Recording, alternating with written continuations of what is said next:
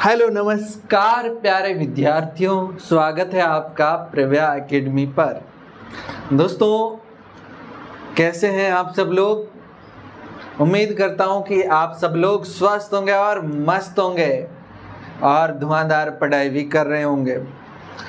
दोस्तों, कल हम लोगों ने 10वीं कक्षा का सिलेबस डिस्कस कर लिया कि कौन कौन से टॉपिक हटे और कौन कौन से पार्ट आप लोगों को नहीं पढ़ने, पार्ट हटे। तो वो हम लोगों ने देख लिया था और हमने ये भी देख लिया कि हमको क्या क्या पढ़ना है। ठीक है, तो आज हम लोग पहला हमारा पार्ट 10वीं कक्षा की विज्ञान का, जो कि रसायन विज्ञान यानी कि केमिस्ट्री का है, और उसको पढ़ने जा रहे हैं। तो अगर आपने सिलेबस नहीं देखा है तो सिलेबस वाला वीडियो ज़रूर देख लेना। पहला चैप्टर हमारा है रासायनिक अभिक्रियाएं एवं समीकरण। रासायनिक अभिक्रिया एवं समीकरण बहुत ही बेहतरीन पार्ट है। चलिए बात करते हैं रासायनिक अभिक्रियाओं की कि क्या होती है रासायनिक अभिक्रियाएं और क्या होते हैं समीकरण। तो सबसे पहले हम बात करते हैं रासायनिक अभिक्रियाओं की। तो रासायनिक अभिक्रियाएं, देखिए हम देखते हैं ना कि हमारे आसपास बहुत सारी चीजें होती है, बहुत सारी घटनाएं होती है, बहुत सारे परिवर्तन होते हैं। कैसे? जैसे आप मान लो आपने कुछ सब्जी लाई और सब्जी को आपने कुछ दिन के लिए अगर रखा तो वो खराब हो जाती है, होती है कि नहीं होती है। अगर मान लो आपने दूध के अंदर गर्म करके रात को जावन दिया और रखा और सुबह देखोगे तो वो क्या बन जा रहा है? दही बन जाता है ना।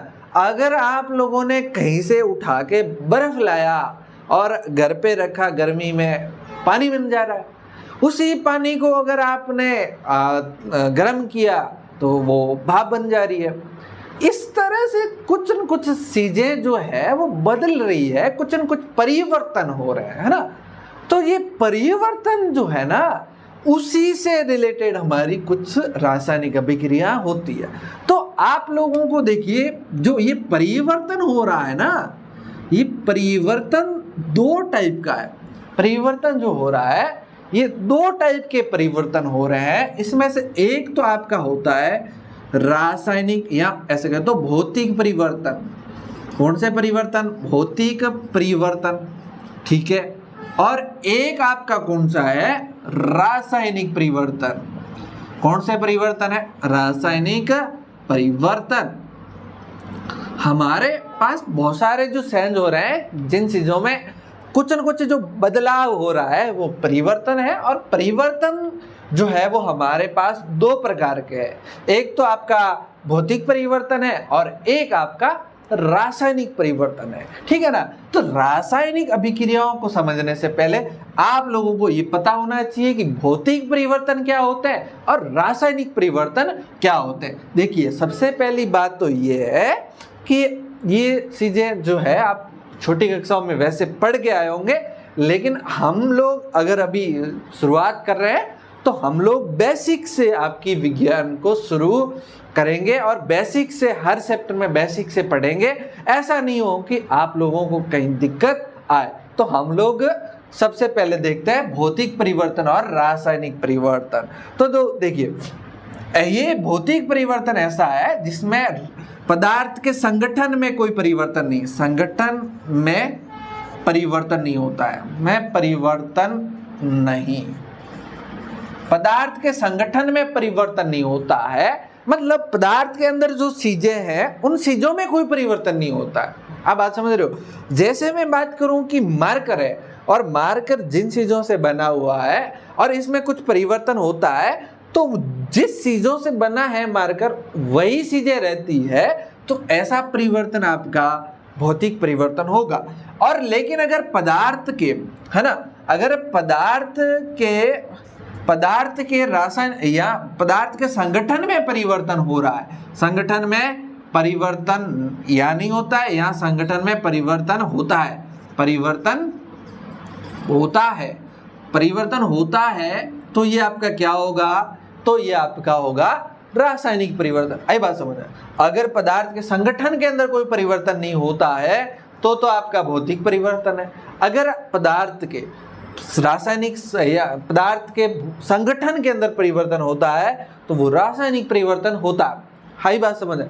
जैसे मान के चलो ये मार्कर है और इस मार्कर को मैं ऐसे करके तोड़ देता हूँ, ऐसे करके तोड़ता हूँ तो 2 मार्कर बन जाएंगे। मान लो ये ऐसे कर दिया मैंने, तो एक ये ढक्कन अलग हो गया, एक ये मार्कर अलग हो गया, तो कुछ न कुछ तो परिवर्तन हुआ ही हुआ है ना। लेकिन बताओ, अब ये ढक्कन पहले प्लास्टिक का था, अब कोई सोने का थोड़ी हो गया या पानी का थोड़ी हो गया, है ना। तो अंदर का जो संगठन था ना उसमें कोई परिवर्तन नहीं हुआ, तो ऐसा परिवर्तन क्या कहलाएगा? भौतिक परिवर्तन। अगर मान के चलो, देखो हम लोगों ने क्या किया, दूध लिया, दूध के अंदर हमने जावन डाला और दही बन गया। अब बताओ, दही और दूध के संगठन में बहुत फर्क होता है। दूध अलग टाइप का है, उसके अंदर अलग चीजें हैं, दही के अंदर अलग चीजें हैं, खट्टा होता है, तो वो अंदर परिवर्तन हुआ, यानी कि उसके संगठन के अंदर परिवर्तन हुआ। तो ये संगठन के अंदर परिवर्तन होता है तो रासायनिक परिवर्तन, और अगर संगठन के अंदर परिवर्तन नहीं होता है तो आपका भौतिक परिवर्तन होता है। आई बात समझ है। इसके बाद भौतिक परिवर्तन होता है, इसमें नया पदार्थ नहीं बनता। नया पदार्थ क्या होता है? नहीं बनता। नया पदार्थ आपका नहीं बनता है, जबकि इसके अंदर नया पदार्थ बनता है। नया पदार्थ बनता है। भाई देखो, अगर हम लोगों ने दूध लिया, दूध से दही बना, तो दूध और दही 2 अलग अलग है ना, तो जो नया बना है ना वो नया पदार्थ बना। तो नया पदार्थ बना इसका मतलब ये क्या है? रासायनिक परिवर्तन है। अगर हम लोगों ने इस मार्कर को तोड़ा तो नया पदार्थ थोड़ी बना, नहीं बनाना, इसलिए ये क्या है? आपका भौतिक परिवर्तन है। आई बात समझ। जैसे अगर हम बात करें, हम लोगों ने क्या किया, लकड़ी को जलाया। लकड़ी को क्या किया? जलाया। लकड़ी को जलाने से क्या हुआ? कोयला बन गया, कोयला बना, आग बनी, है ना, और कुछ गैस बनी, वो तो अलग बात है ही है। तो जो कोयला बन गया या कोयले को जलाया, और कोयले को जलाने से क्या हो गया? कार्बन डाइऑक्साइड बन गई, और क्या बन गया? उष्मा बन गई। तो ये नया बना। फिर कोयले को जलाने के बाद कोयला ही थोड़े ही रहा, कोयले को जलाने के बाद कोयला नहीं रहा, इसलिए कुछ नया पदार्थ बनता है तो वो रासायनिक परिवर्तन कहलाता है। अगर हम बात करते हैं, अगर लकड़ी को हमने काटा, 2 टुकड़े कर दिए, या कोयले को कूट के ऐसे 2 टुकड़े कर दिए, तो नया पदार्थ तो थोड़ी बनेगा। लकड़ी को काटेंगे तो उधर वाली भी लकड़ी, इधर वाली भी लकड़ी, तो वो आपका क्या कहलाएगा? भौतिक परिवर्तन है। क्या कहलाएगा? भौतिक परिवर्तन। इसमें क्या होता है? भौतिक गुणों में ही परिवर्तन होता है। किसमें? भौतिक गुणों में परिवर्तन। भौतिक गुण जो होते हैं, भौतिक गुण का मतलब ऐसे समझ लो क्या होते हैं बताते हैं, ठीक है। और इसमें क्या होता है? रासायनिक गुणों में परिवर्तन।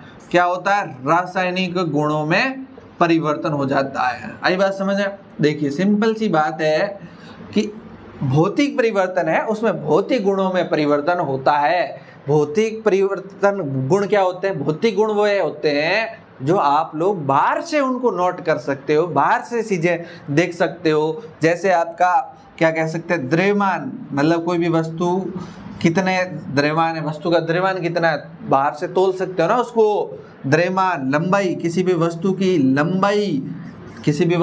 लंबाई, भाई लंबाई को बाहर से देख सकते हैं ना। रंग, ये सारी चीजें क्या है? भौतिक गुणों में आती है। किसमें आती है? भौतिक गुणों में। इसी तरह से रासायनिक गुणों में परिवर्तन। रासायनिक गुण क्या होते हैं? वे गुण जो आपको बाहर से नहीं पता चलेंगे, आप उसको बाहर से नहीं देख सकते गुणों को, लेकिन उसके अंदर के जो गुण हैं वो आपके रासायनिक गुण कहलाते हैं। अंदर मतलब जैसे किसी का कवथनांक, किसी का गलनांक, है ना, किसी के अंदर क्या क्या चीजें, वो रासायनिक गुणों में परिवर्तन होता है। किसमें? रासायनिक परिवर्तन में। ठीक है, आई बात समझ में आप लोगों को? ठीक है ना। इसमें क्या है? भौतिक परिवर्तन में मूल अवस्था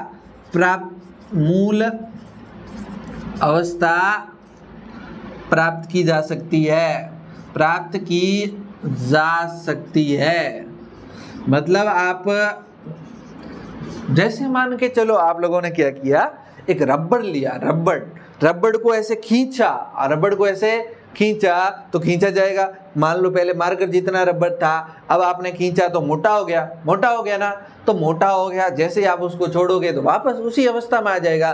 तो इसमें क्या होता है, मूल अवस्था प्राप्त की जा सकती है। मतलब पहले परिवर्तन जब नहीं हुआ था, जब जिस अवस्था में वो वस्तु थी, जिस अवस्था में वो पदार्थ था, उस अवस्था में परिवर्तन के बाद वापस लाया जा सकता है। ठीक है ना। इसी तरह से इसमें क्या होता है, रासायनिक परिवर्तनों में मूल अवस्था प्राप्त नहीं की जा सकती, नहीं की जा सकती। आई बात समझ में? की जा सकती है ना। आप लोगों को ये ध्यान रखना है, ठीक है ना, कि इसमें मूल अवस्था प्राप्त कर देंगे भौतिक परिवर्तनों में, लेकिन अगर रासायनिक परिवर्तन हो गया तो आप मूल अवस्था प्राप्त नहीं कर सकते। एक बार परिवर्तन हो गया, अगर मान लो दूध से दही बन गया तो बन गया, आप कुछ भी कर लो, दही से दूध नहीं बनेगा, है ना, दही से दूध नहीं बनेगा। तो ये मामला है, ठीक है ना। इसके अलावा आप लोगों को एक बात और ध्यान रखनी है कि ये परिवर्तन अस्थायी होते हैं। कैसे होते हैं? अस्थायी। और ये कैसे होते हैं? स्थायी होते हैं। स्थायी मतलब परमानेंट है, अगर एक बार हो गए तो हो गए, उसके बाद कुछ भी नहीं हो सकता, यानी कि वापस मूल अवस्था प्राप्त कर ही नहीं सकते। तो ये कैसे है? स्थायी, परमानेंट। ये कैसे है? अस्थायी, बिल्कुल परमानेंट नहीं है, एक बार हो गया वापस हो जाएंगे, है ना। जैसे अगर आप लोगों ने क्या किया, जैसे इस मार्कर को काटा, ऐसे तोड़ा, वापस चिपका दो, कोई दिक्कत नहीं है, वापस चिपका दो। लेकिन दूध, अगर दूध से दही बन गया, वापस नहीं। अगर आप लोगों ने लकड़ी को जला दिया, वापस लकड़ी प्राप्त नहीं होगी, कुछ भी करो, ऐसा है ना। तो ये आप लोगों को ध्यान में रखना। इसके अलावा जैसे भौतिक परिवर्तनों के कुछ उदाहरण तो मैंने आप लोगों को साथ साथ में बताई है, लेकिन आप लोगों को वैसे बेसिक ध्यान रखना। जैसे शक्कर को अपन पानी में घोलें तो ये भौतिक परिवर्तन है ना। ये कैसा परिवर्तन है? भौतिक है। शक्कर है तो शक्कर ही रहेगी, है ना। अगर आप किसी लकड़ी को तोड़ो, कांच को तोड़ो, किसी को भी बोर्ड को तोड़ दो, क्या है भाई? आपका भौतिक परिवर्तन है। अगर रासायनिक परिवर्तन की बात करें तो दूध से दही बन गया, दूध से क्या बन गया? दही बन गया। लोहे पर क्या जंग लग गई, लकड़ी को आप लोगों ने जला दिया। बहुत सारे परिवर्तन हैं, ये हम लोग आगे आगे पढ़ते जाएंगे। तो सबसे पहले ये लोग आप ध्यान रखिए, ठीक है ना। अब अपन बात करते हैं आपके किसकी? रासायनिक अभिक्रियाओं की। क्या होती है रासायनिक? सिंपल है कि जो ये परिवर्तन हो रहे हैं ना, परिवर्तनों में से भी मुख्यतः जो रासायनिक परिवर्तन होते हैं ना, रासायनिक परिवर्तनों को ही रासायनिक अभिक्रिया कह देते हैं। अगर कोई भी रासायनिक परिवर्तन हो रहा है ना, उससे ही तो आप क्या कह सकते हो? उसे हम लोग कह सकते हैं क्या? रासायनिक अभिक्रिया। क्या कह सकते हैं? रासायनिक अभिक्रिया कह सकते हैं, ठीक है ना। चलो बात करते हैं रासायनिक अभिक्रिया की। तो रासायनिक अभिक्रिया जो है वो क्या है? रासायनिक अभिक्रिया क्या है कि अगर कोई पदार्थ एक या एक से अधिक पदार्थ आपस में अंतःक्रिया करके, लिख लेते हैं, एक या अधिक पदार्थ, एक हो या अधिक पदार्थ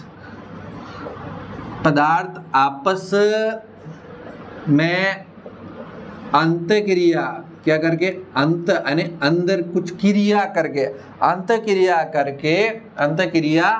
करके एक या अधिक नए पदार्थ, एक या एक से अधिक नए पदार्थों का निर्माण करता है। नए पदार्थों का क्या करता है? निर्माण करता है, या नए पदार्थ का निर्माण करता है, या नए पदार्थ बनाता है। नए पदार्थों का निर्माण करता है या नए पदार्थ बनाता है, तो उसे क्या कहते हैं? उसे रासायनिक अभिक्रिया कहते हैं। उसे क्या कहते हैं? रासायनिक अभिक्रिया कहते हैं। आई बात समझ है? देखो सिंपल सा है। अब यहाँ पर ध्यान रखना, एक या एक से अधिक हो सकता है, एक भी हो सकता है या इससे अधिक पदार्थ हो सकते हैं, वो आपस में अंतःक्रिया करें और एक या एक से अधिक नए पदार्थ बनाए, तो उस चीज को अपन क्या कहेंगे? रासायनिक अभिक्रिया कहेंगे। तो इसे अपन क्या कहेंगे, रासायनिक अभिक्रिया कहेंगे। जैसे देखो, जैसे ये हाइड्रोजन है, क्या है, हाइड्रोजन है, और ये ऑक्सीजन है, दो मिलकर के मान लो ये क्या बना रहे हैं, एक क्या बना रहे हैं, H2O। तो ये एक चीज बनाई, एक और दो, दोनों ने मिलके, दो पदार्थ थे, हाइड्रोजन एक अलग पदार्थ था, ऑक्सीजन एक अलग पदार्थ था, दोनों ने मिलकर H2O यानी कि जल बना दिया। तो ये आपका क्या है, रासायनिक अभिक्रिया। अच्छा देखो, दोनों ने मिलकर के एक बनाया है ना। तो ऐसा ध्यान रखना, हमेशा जो ज्यादा मिलकर एक बनाते हैं ऐसा नहीं है। जैसे कभी कभी H2O था, पानी था, और इसको गर्म किया, क्या किया, गर्म किया तो H2 अलग हो गया, O2 अलग हो गया।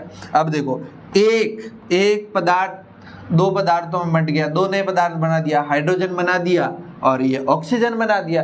तो ये आपका क्या कहलाता है, ये मतलब दो पदार्थ ने बनाए और एक था। तो इस तरह से ये अगर कुछ हो रहा है तो उसे अपन क्या कहते हैं, रासायनिक अभिक्रिया कहते हैं। सिंपल सी बात है, इसमें कुछ न कुछ परिवर्तन होता है, जो रासायनिक परिवर्तन है, यानी कि इसके अंदर संगठन में कुछ न कुछ परिवर्तन होता रहता है, तो ये रासायनिक परिवर्तन में आते हैं। ठीक है, अब देखो रासायनिक अभिक्रिया के गुण क्या है, यानी कि आप लोगों को कैसे पता चलेगा कि रासायनिक अभिक्रिया हुई है। तो रासायनिक अभिक्रिया के गुण क्या है, अपन गुण की बात करें तो गुण की बात करते हैं कि कैसे पता चलेगा रासायनिक अभिक्रिया के अभिलाक्षणिक गुण। रासायनिक अभिक्रिया के अभिलाक्षणिक गुण, अभिलाक्षणिक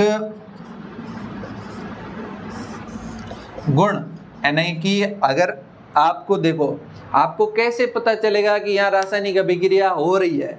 आपको कुछ कुछ बाहर से दिखना चाहिए ना कि यहाँ कुछ कुछ परिवर्तन हो रहा है या कुछ कुछ रासायनिक अभिक्रिया हो रही है। तो रासायनिक अभिक्रिया हो रही है, वो आपको कैसे पता चलेगी, उसके मुख्यतः आपको चार चीजें आपको बताइए। एक तो पहली बात ये बताइए कि उसकी अगर पदार्थ की अवस्था में परिवर्तन होता है, किसमें परिवर्तन, अवस्था में परिवर्तन, अवस्था में परिवर्तन, किसमें परिवर्तन हो जाए भाई, अवस्था में परिवर्तन। आप लोगों को पता होगा सामान्यतः हमारे इस पर्यावरण में तीन अवस्थाएं पाई जाती है। कौन कौन सी, एक ठोस होती है, एक द्रव होती है और एक कौन होती है, गैस होती है।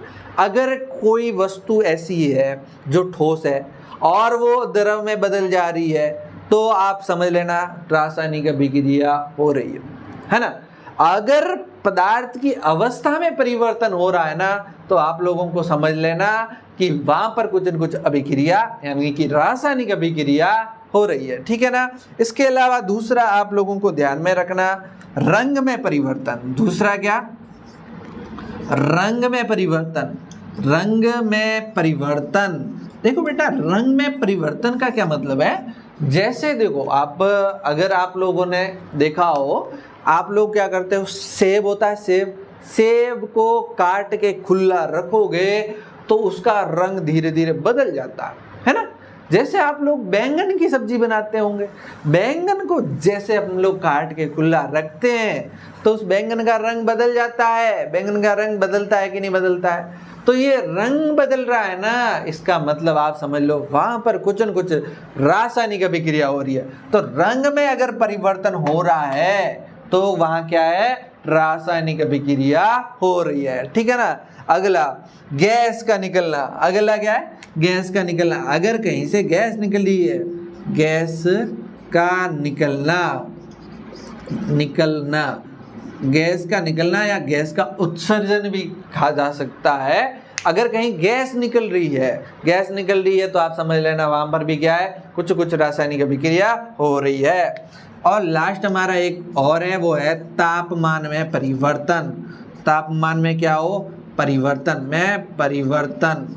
अगर किसी भी वस्तु के तापमान में परिवर्तन होता है, कम हो जाए या शायद ज़्यादा हो जाए, कम हो या ज़्यादा हो, कुछ न कुछ अगर परिवर्तन होता है तो वो आपकी क्या है, इसका मतलब वहाँ पर रासायनिक अभिक्रिया हो रही है। ये बात आप लोगों को ध्यान में रखनी है। अगर आपसे एग्जाम में पूछा जाए देखो रासायनिक अभिक्रिया की परिभाषा भी पूछी जाती है एग्जाम के अंदर कि रासायनिक अभिक्रिया किसे कहते हैं, तो आप क्या लिखोगे, एक या एक से अधिक पदार्थ आपस में अंतःक्रिया करके एक या अधिक नए पदार्थ बनाता है, उसे रासायनिक अभिक्रिया कहते हैं। ये ऐसा उदाहरण भी लिख सकते हैं, ठीक है ना। ये परिभाषा भी पूछी जाती है। दूसरा सिंपल है परिभाषा ना। दूसरा इसके अभिलाक्षणिक गुण, यानी कि रासायनिक अभिक्रियाओं के अभिलाक्षणिक गुण बताओ, तो आप लोगों को ये 4 बताना है। अगर अवस्था में परिवर्तन, दूसरा रंग में परिवर्तन, तीसरा गैस का निकलना, है ना, और चौथा आपका क्या, तापमान में परिवर्तन। अगर ये चारों चीजें होती है, इसका मतलब आप समझ लेना वहां पर क्या हो रही है, रासायनिक अभिक्रिया हो रही है, ठीक है ना। चलिए नेक्स्ट अपन बात करते हैं रासायनिक समीकरणों की, कि रासायनिक समीकरण क्या होते हैं।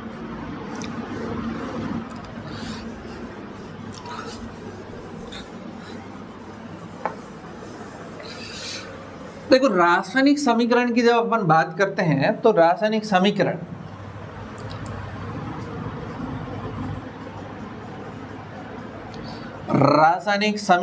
की बात करते हैं तो देखो सिंपल सा है। जो रासायनिक अभिक्रिया होती है ना, रासायनिक अभिक्रिया को अगर अपन संक्षेप में लिखें, क्या शॉर्ट में लिखें, संक्षेप में लिखें, तो उसे अपन कहते हैं रासायनिक समीकरण। देखो जैसे एक आपका क्रियाकलाप दिया हुआ है बुक के अंदर कि हम क्या करते हैं, मैग्नीशियम के रिबन को जलाते हैं, मैग्नीशियम के रिबन को जलाते हैं तो वो वहाँ पर एक सफ़ेद रंग का सुरण प्राप्त होता है, वो मैग्नीशियम ऑक्साइड का सुरण है। ऐसा करके भाषा लिखी हुई है बहुत ज़्यादा। अगर उसको अपन शॉर्ट में लिखते हैं, उसको अपन क्या करते हैं, शॉर्ट में लिखते हैं। जैसे क्या, कैसे लिख सकते हैं, जैसे मान लो लिख लो मैग्नीशियम, जैसे क्या लिख लो, मैग्नीशियम और इसको जोड़ दो ऑक्सीजन के साथ। ऑक्सीजन मतलब जलाने का मतलब ये होता है उसको ऑक्सीजन के साथ रिएक्ट करवा रहे हैं या अभिक्रिया करवा रहे हैं, और इससे आपका क्या बन रहा है भाई, इससे आपका क्या बन रहा है, मैग्नीशियम ऑक्साइड बन रहा है। इससे क्या बन रहा है, मैग्नीशियम ऑक्साइड बन रहा है। तो ये हमने शॉर्ट में लिख दिया। इसको अगर भाषा में लिखते ना हम, तो क्या लिखते हैं, मैग्नीशियम को अपन जलाते हैं तो एक सफ़ेद रंग का सुरण प्राप्त होता है और वो होता है मैग्नीशियम ऑक्साइड। हमने उसको कैसे कर दिया, हम साइंस वाले लोग शॉर्ट में और स्वीट में विश्वास करते हैं। देखो मैग्नीशियम प्लस ऑक्सीजन और इसका क्या बन गया, मैग्नीशियम ऑक्साइड लिख लिया। क्या लिख दिया, मैग्नीशियम ऑक्साइड। और इसे हम लोग बोलते हैं शब्द समीकरण। इसे क्या बोलते हैं, शब्द समीकरण। अरे भाई शब्द समीकरण का मतलब सिंपल है कि शब्दों में लिखा हुआ है, लेकिन हम लोग साइंस के लोग हैं, ऐसे तो ज्यादा लिखा है, बड़ा लिखा है, इसको और शॉर्ट में लिखने का प्रयास कर सकते हैं। तो देखो और शॉर्ट में कैसे लिखे हैं, तो ये जो रासायनिक अभिक्रिया है, रासायनिक अभिक्रियाओं को तत्वों के प्रतीक चिन्हों के रूप में लिखना, तत्वों के किसमें, प्रतीक चिन्हों और कुछ संकेतों, है ना, और सूत्रों से अगर आप लिखते हो तो उसे अपन क्या कहते हैं, रासायनिक समीकरण कहते हैं। जैसे ये तो जैसे मैग्नीशियम का सूत्र की बात करें तो मैग्नीशियम का सूत्र Mg हो गया, प्लस का प्लस, ये संकेत हो गए, सूत्रों संकेतों, या इसको प्रतीक चिन्ह भी कह सकते हैं, प्रतीक और ये संकेत है ना, प्लस क्या है, संकेत है, और ऑक्सीजन का O2 क्या बन गया, MgO, क्या बन गया, MgO, मैग्नीशियम ऑक्साइड। अगर हम क्या करें, पूरी रासायनिक अभिक्रिया को सूत्रों और संकेतों में लिखें, सूत्रों और संकेतों में लिखें, तो उसे अपन क्या कहेंगे, रासायनिक समीकरण कहेंगे। क्या कहेंगे, अगर किसी भी रासायनिक अभिक्रिया को सूत्रों, रासायनिक अभिक्रिया को क्या, सूत्रों और संकेतों में लिखें तो उसे अपन क्या कहते हैं, रासायनिक समीकरण कहते हैं। उसे क्या कहते हैं अपन, रासायनिक समीकरण कहते हैं। देखिए रासायनिक समीकरण में हमारे पास दो नाम महत्वपूर्ण आते हैं। रासायनिक समीकरण में दो नाम महत्वपूर्ण आते हैं, वो क्या है, एक तो आपका आएगा अभिकारक, एक तो क्या आएगा, अभिकारक, और एक आपका नाम आएगा उत्पाद। दो नामों को ध्यान में रखना। अभिकारक क्या होता है और उत्पाद क्या होता है। देखिए, अभिकारक वे पदार्थ जो रासायनिक अभिक्रिया में भाग लेते हैं, वे पदार्थ जो रासायनिक अभिक्रिया में क्या करते हैं, भाग लेते हैं। मतलब रासायनिक अभिक्रिया होने से पहले जो पदार्थ आते हैं ना, उन्हें अपन क्या कहते हैं, अभिकारक कहते हैं। जैसे देखो, ये रासायनिक अभिक्रिया होने से पहले हमारे पास कौन आया, मैग्नीशियम आया, और कौन आया, ऑक्सीजन आया। तो इन दोनों पदार्थों को अपन क्या कह सकते हैं, दोनों पदार्थों को अपन क्या कह सकते हैं, अभिकारक कह सकते हैं। उत्पाद क्या होता है, उत्पाद भाई साहब वो पदार्थ जो रासायनिक अभिक्रिया के बाद में बनता है, नया जो बनता है उसे अपन क्या कहते हैं, उत्पाद। यानी कि रासायनिक अभिक्रिया के बाद बनने वाले नए पदार्थ को आप क्या कहेंगे, उत्पाद कहेंगे। तो यहाँ पर हमारा क्या बना, MgO बना, और ये आपका क्या कहलाएगा, ये आपका कहलाएगा उत्पाद कहलाएगा। आई बात समझ में। ये इतनी बातें बहुत सिंपल थी, हो सकता है कुछ नाम आपको नए दिखे, लेकिन अगर आप लोगों ने 9th में ठीक ठाक पढ़ा है तो मुझे नहीं लगता है कि आपको कहीं ना कहीं दिक्कत होगी। लेकिन जैसे जैसे हम लोग पढ़ते जाएंगे, पूरा पार्ट पढ़ेंगे, उसके अलावा और आगे की केमिस्ट्री के पार्ट पढ़ेंगे, रिलेट करते जाओगे, मज़ा आएगा, है ना। और बहुत बढ़िया तरीके से आपकी विज्ञान कवर हो जाएगी। और मैं बता रहा हूँ आप लोगों को कि बहुत बढ़िया स्कोर करोगे, कहीं नंबर कटने का कोई चांस नहीं रहेंगे, ठीक है ना। चलो ये अपन मिटा देते हैं।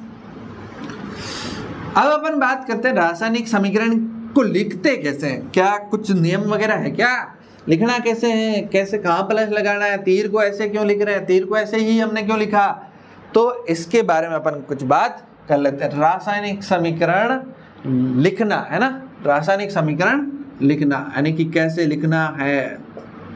सिंपल 2-3 बातें ध्यान रखनी है आप लोगों को, और ज़्यादा कुछ ध्यान रखना नहीं है। 2 नाम आपको मैंने बताए थे, एक तो अभिकारक और एक उत्पाद बताया था, एक अभिकारक और एक उत्पाद। तो देखिए दोस्तों, अभिकारक और उत्पाद आप लोगों को बताया ना, तो सबसे पहले आप लोगों को आना है, उत्पाद की बात करते हैं। अभिकारक और उत्पाद, पहली बात तो अभिकारक जो होता है ना,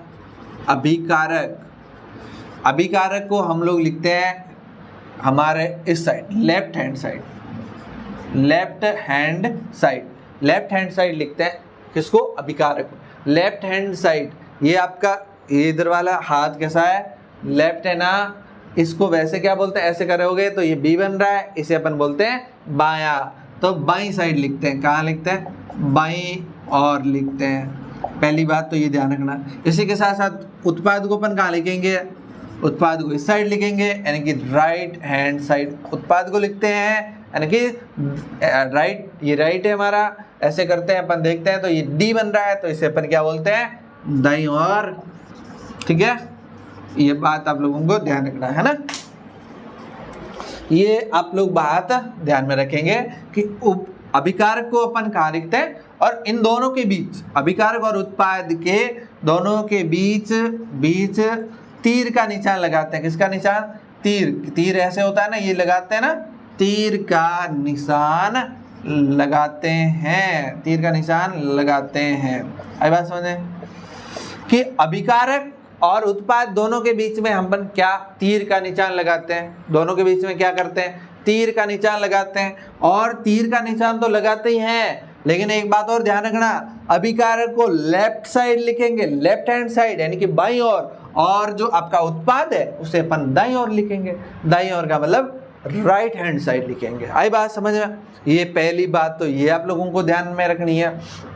दूसरी बात ये ध्यान रखनी है कि अगर आप लोगों के पास बहुत ज्यादा अभिकारक है, पहले तो हमने कहा परिभाषा देखो, एक या एक से अधिक पदार्थ मिलकर के या अधिक पदार्थ आपस में अंतःक्रिया करके एक या एक से अधिक नए पदार्थों का निर्माण करते हैं तो वो रासायनिक अभिक्रिया होती है। तो अगर अधिक उत्पाद है, अभिकारक है, एक से अधिक क्या है, अधिक अभिकारक है तो सबके बीच में क्या लग जाते हैं, बीच जितने मान लो 5 है तो पांचों के बीच में क्या लगाते हैं, बीच में प्लस का चिन्ह लगाते हैं, प्लस का चिन्ह बीच में क्या लगाते हैं, प्लस का चिन्ह लगाते हैं। आई बात समझ में। अगर एक से अधिक अभिकारक है तो उसके बीच में आप क्या लगाओगे, प्लस का चिन्ह लगाओगे। अगर एक ही है तो नहीं लगाएंगे, है ना। अगर एक से अधिक उत्पाद है एक से अधिक क्या हो, उत्पाद हो, तो भी बीच में क्या करेंगे, प्लस का चिन्ह लगाएंगे। आई बात समझ में? अरे ये लाइन का मतलब है कि एक से अधिक उत्पाद हो तो बीच में क्या करोगे, प्लस का चिन्ह लगाओगे। आई बात समझ में? अगर मान लो एक है तो कोई दिक्कत ही नहीं है, लेकिन एक से अधिक आपके अगर ये हैं उत्पाद, मतलब उत्पाद में एक से अधिक पदार्थ हैं, तो आप लोग क्या करोगे, बीच बीच में प्लस का चिन्ह लगाते जाओगे और जोड़ते जाओगे, ठीक है ना। इसके बाद आप लोगों को एक चीज और ध्यान रखनी है, वो है कि पदार्थ में जो पदार्थ की जो अवस्थाएं भौतिक अवस्थाएं, पदार्थ की भौतिक अवस्थाएं भी जोड़ सकते हैं, भौतिक अवस्थाएं भी लिख सकते हो आप इसमें। अवस्था, पदार्थ की भौतिक अवस्था भी आप लिख सकते हो, है ना। आपको पता है 3 अवस्थाएं, आपको पता होगा कितनी अवस्थाएं, 3। एक तो आपकी कौन सी, ठोस होगी, एक आपकी कौन सी, द्रव होगी, एक आपकी कौन सी होगी, द्रव होगी, और एक आपकी कौन सी होगी, गैस होगी। ये 3 अवस्थाएं। लेकिन इसके साथ साथ आप लोगों को एक यहाँ पर और मिलेगी, वो है जलीय विलयन। इनको आपको अभिक्रिया में लिखना है। पदार्थ की भौतिक अवस्था है ना, इनको आपको अभिक्रिया में लिखना है। कैसे लिखना है, इसके लिए देखो, ठोस है तो उसको कोई भी पदार्थ है, जैसे मान के चलो x पदार्थ है और कैसा है, ठोस है, तो उसको यहाँ पर कोष्टक में उसका s लिखो, छोटा s लिखो। क्या लिखो, छोटा s, ऐसा s, छोटा s लिख लो, है ना। अगर द्रव है तो इसी तरह यहाँ पर द्रव है तो यहाँ पर क्या लिखो, l लिखो, छोटा l लिख लो। क्या लिख लो, छोटा l लिख लो, ठीक है ना। अगर अपन बात करते हैं, अगर कोई गैस है तो यहाँ पर छोटा g लिख लो, छोटा g लिख लेते हैं। इसी तरह से अगर हम लोग बात करते हैं जलीय विलयन की, तो जलीय विलयन का आप छोटा सा a और ऐसा करके q लिखो, तो ये आपका क्या होगा, जलीय विलयन होगा। इसमें सिंपल सी बातें आप लोगों को ध्यान रखनी। अगर मान लो ये आपका कोई भी रासायनिक अभिक्रिया जैसे M+N है और इससे कुछ भी बन रहा है, MN बन रहा है, तो आप लोगों को इसकी जो भौतिक अवस्था है वो कैसे लिखनी है। जैसे मान लो ये M जो है वो ठोस है तो इसका शॉर्ट में S लिख लो, अगर ये गैस है तो इसका G लिख लो। इस तरह से आप लोगों को इसमें भौतिक अवस्थाएं भी दर्शानी है। इसके साथ साथ आप लोगों को और कुछ चीजें भी दर्शानी होती है, देखते हैं क्या क्या चीजें दर्शा सकते हैं। इसके अलावा आप लोगों को अगर कोई भी रासायनिक अभिक्रिया हो रही है तो उसकी परिस्थितियां क्या रहती है, वो भी आप लोगों को अभिक्रिया में या समीकरण में लिखनी होती है ना। चलिए, जैसे देखिएगा, अगर मान के चले अपन कोई भी परिस्थितियां हैं, चाहे दाब की हो चाहे ताप की हो, है ना, तो यहाँ कुछ उत्प्रेरक अपन यूज में ले रहे हैं तो वो भी आपको लिखनी होती है। तो नेक्स्ट आपकी भौतिक परिस्थितियां भी लिखनी होती है। भौतिक परिस्थितियां कैसे लिखेंगे इसकी बात करते हैं। देखिए, एक नाम आपको मिलेगा उत्प्रेरक। क्या होता है उत्प्रेरक? देखिए, अगर कोई भी रासायनिक अभिक्रिया है उसमें ऐसे पदार्थ जो रासायनिक अभिक्रिया के वेग में परिवर्तन लाते हैं, वेग में क्या करते हैं, परिवर्तन लाते हैं, लेकिन रासायनिक अभिक्रिया में वे भाग नहीं लेते हैं। वेग में परिवर्तन तो लाते हैं लेकिन रासायनिक अभिक्रिया में भाग नहीं लेते हैं, तो ऐसे पदार्थों को अपन उत्प्रेरक कहते हैं। यानी कि जैसे अगर रासायनिक अभिक्रिया का वेग बढ़ाना है, कि अभिक्रिया को जल्दी करना है, तो वो अपन किसका उपयोग करेंगे, उत्प्रेरक का उपयोग करेंगे, है ना। लेकिन ये उत्प्रेरक अभिक्रिया में भाग नहीं लेगा, बाहर ही रहेगा, तो वो आपका क्या कहलाएगा, उत्प्रेरक कहलाएगा। तो उत्प्रेरक भी हो सकता है भौतिक परिस्थितियों में, इसके अलावा दाब भी हो सकता है।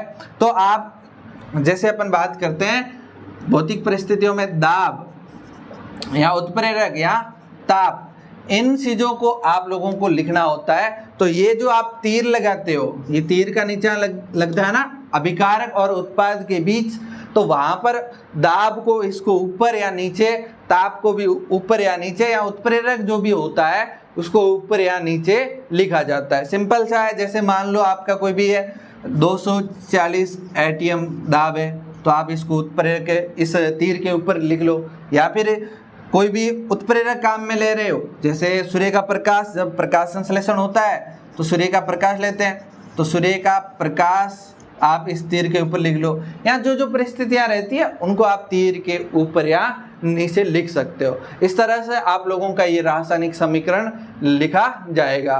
चलिए दोस्तों, फिर मिलते हैं अपन एक और नए वीडियो के साथ। इसी को अपन यहीं ख़त्म करते हैं। तब तक के लिए बाय बाय, टेक केयर, ख्याल रखिए अपना। Thank you.